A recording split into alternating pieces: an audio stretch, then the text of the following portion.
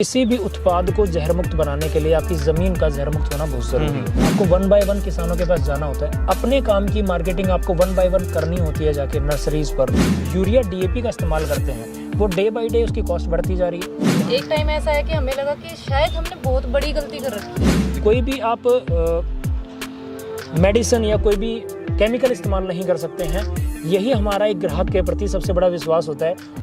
नमस्कार दोस्तों, आप देख रहे हैं खबर किसान की यूट्यूब चैनल। मैं हूं आपका दोस्त संकेत शर्मा और आज हमारे साथ मौजूद हैं एक युवा किसान कह लीजिए या एक एंटरप्रेन्योर कह लीजिए जो वर्मी कंपोस्टिंग का प्लांट लगाए हुए हैं और बीते 2 वर्षों से ये इस फील्ड में है। इससे पहले एक प्राइवेट नौकरी करते थे, लेकिन लॉकडाउन के बाद कोविड की जो वैश्विक महामारी हमारे देश में आई तो उन्होंने सोचा कि क्यों ना देश के लोगों के लिए कुछ किया जाए, समाज के लिए कुछ किया जाए और लोगों को तक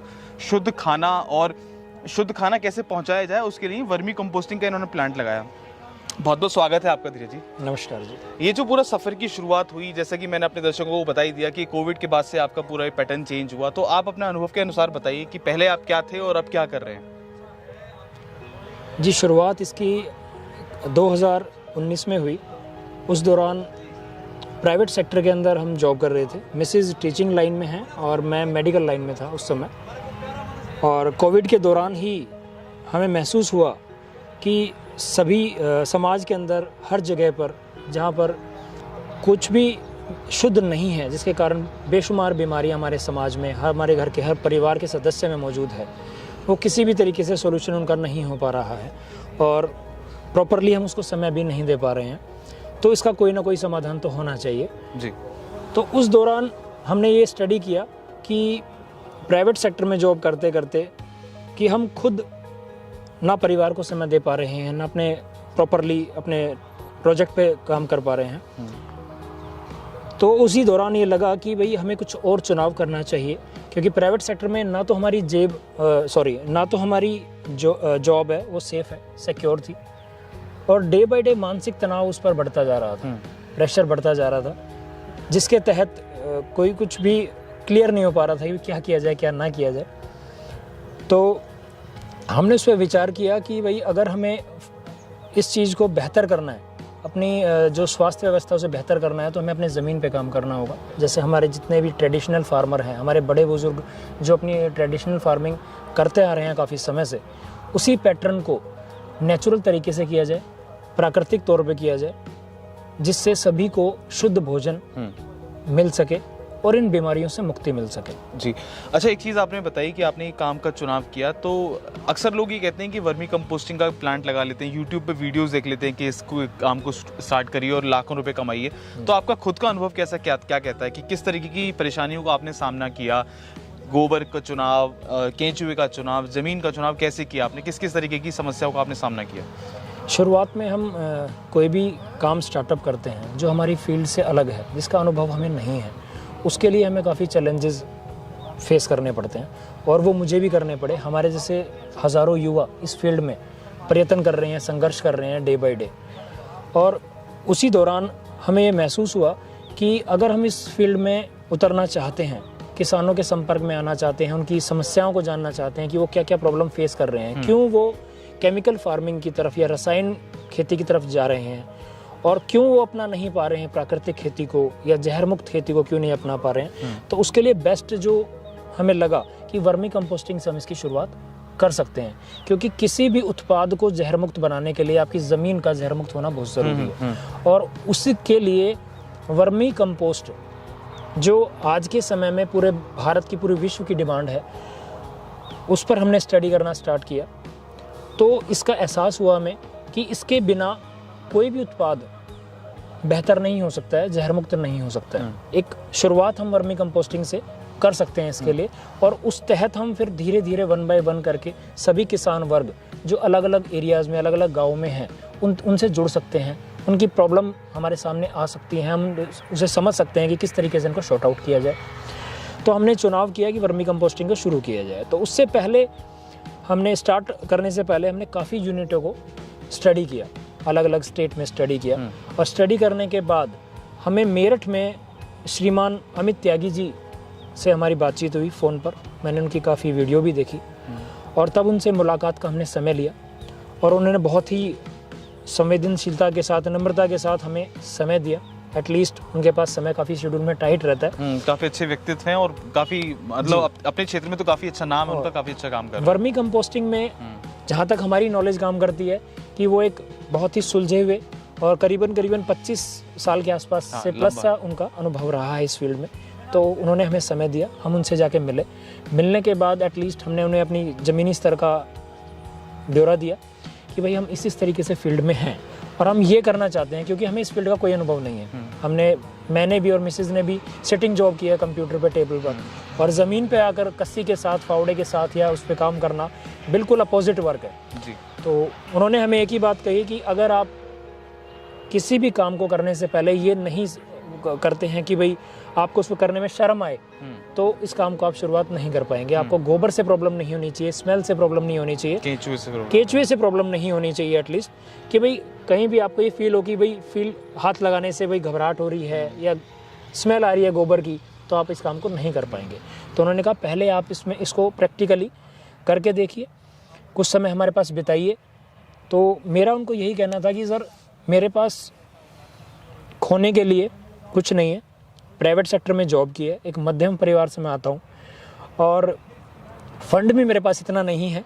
तो उन्होंने कम से कम फंड में, वो वैसे बहुत बड़ी यूनिट स्टैब्लिश करते हैं, बहुत बड़े लेवल पे वो काम कर रहे हैं, लेकिन शुरुआत में मेरे कहने पर, काफ़ी रिक्वेस्ट करने पर उन्होंने मुझे पूरा तवज्जो दी और 10 बेड से मेरा सेटअप मेरी यूनिट का यहाँ पे उन्होंने सोनीपत हरियाणा में करवाया।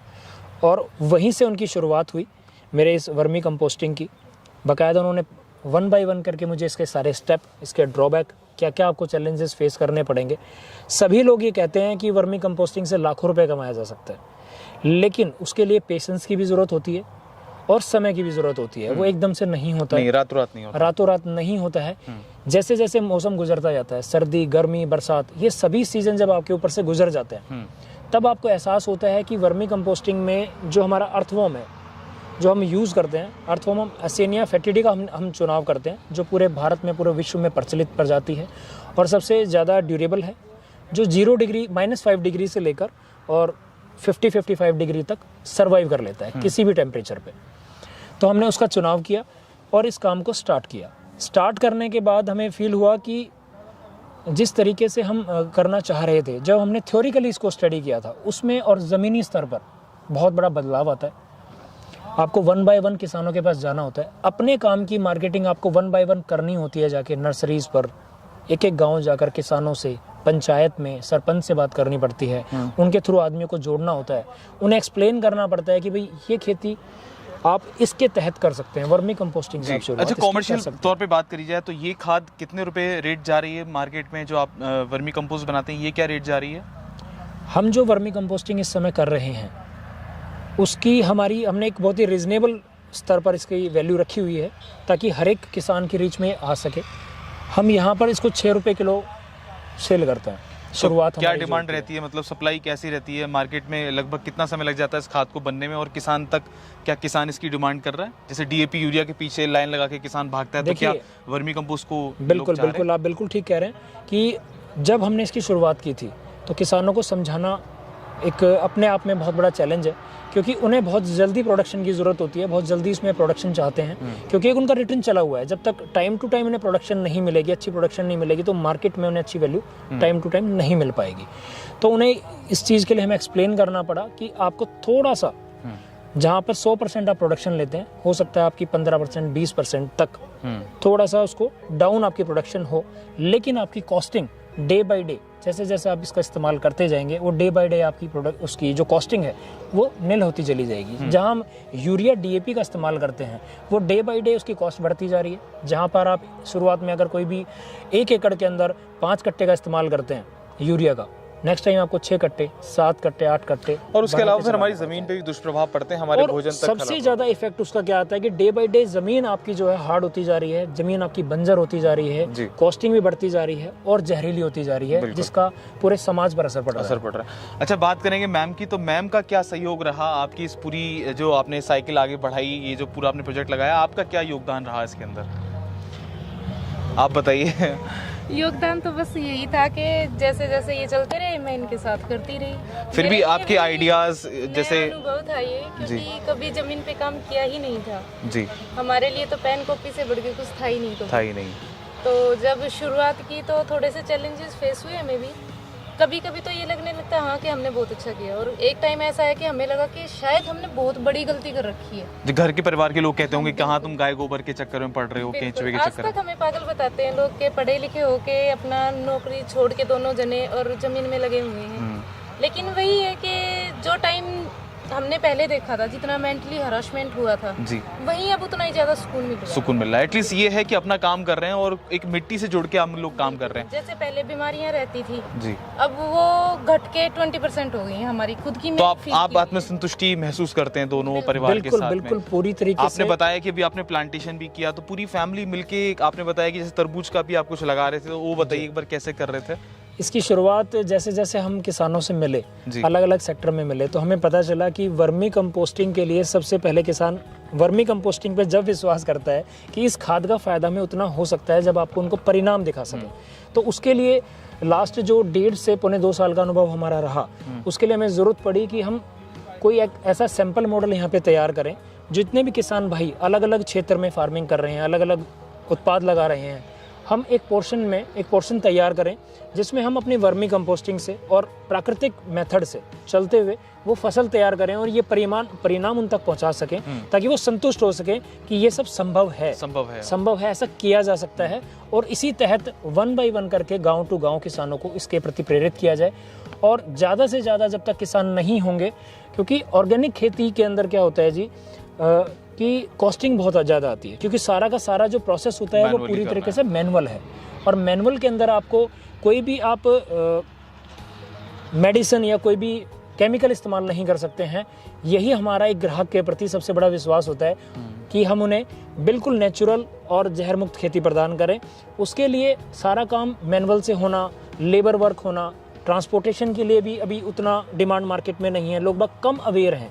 कोविड-19 में लोग बहुत अवेयर बहुत हुए हैं, काफ़ी डिमांड हमें मिली, तभी हमने इसकी शुरुआत की। और हमारी पहली फसल के तौर पर जो हमने 4 दिन पहले ही अभी शुरुआत की है, हमने यहाँ पे 3 तरीके का तरबूज इसमें अभी प्लांटेशन करवाया है, और एक प्रकार का हमने खरबूजा इसमें लगाया है। और बाकी का जो पोर्शन है वो 1 by 1 करके, जैसे कि देसी बीज का भी हम इस्तेमाल कर रहे हैं। जगह जगह से हम देसी बीज, जो हमारी कॉस्टिंग को कम कर सकता है, जो किसानों की कॉस्टिंग को कम कर सकता है, कि देसी बीज से हम दोबारा से बीज बना सकते हैं। किसान की कॉस्टिंग यहाँ भी बढ़ती है कि बार बार उसे मार्केट से नया बीज खरीदना पड़ता है, और कंपनियों की मोनोपोली है कि वो उसके रेट दिन प्रतिदिन बढ़ते जा रहे हैं। तो हम देसी बीजों का इस्तेमाल करें, बीज बैंक का भी इस्तेमाल करें, कम लेवल पे करें, उन लोगों से जुड़ें जो इस तरीके से प्राकृतिक और जैविक खेती कर रहे हैं, तो इसका पूरा फायदा लिया जा सकता है। और जितने भी युवा हमारे आसपास के क्षेत्र में या दूर दराज बैठे हुए हैं, हमारी तरह काम कर रहे हैं, हम इतने प्रोफेशनल तो नहीं है, फर्स्ट टाइम मतलब कैमरे के सामने बोलना हमारे लिए भी बड़ा हिचक सी महसूस होती है, लेकिन बिल्कुल नेचुरल तरीके से हम इस चीज़ को करते आ रहे हैं, और परमात्मा की इच्छा से सारी बिल्कुल सब चीज़ें अच्छी होंगी। तो ये थे हमारे साथ धीरज जी, और उनके साथ उनकी गृहिणी थी, धर्मपत्नी थी, जो उनका पूरा सहयोग कर रही हैं इस भाव के साथ कि हम समाज में कुछ अच्छा एक मैसेज दे सकें देश के किसान भाइयों को जैविक खेती के प्रति, और इस तरीके के स्टार्टअप वो लगाएं, देश के युवा उसके प्रति मोटिवेट कर रहे हैं। आशा करते हैं आपको हमारी वीडियो पसंद आएगी। अगर आप भी धीरज जी का ये पूरी फार्म विजिट करना चाहते हैं, इनकी साइट विजिट करना चाहते हैं, तो नीचे डिस्क्रिप्शन में हम इनको पूरी डिटेल दे देंगे। आप भी इनसे इनका वर्मी कंपोस्ट खरीद सकते हैं, या जो यहाँ के उत्पाद कुछ दिनों बाद आप देखेंगे जैविक तरीके से उगाए हुए तरबूज और खरबूज, उसका भी आप स्वाद चख सकते हैं। तो बने रहिए हमारे साथ, देखते रहिए खबर किसान की यूट्यूब चैनल। आप देख रहे थे अंकित शर्मा को। धन्यवाद।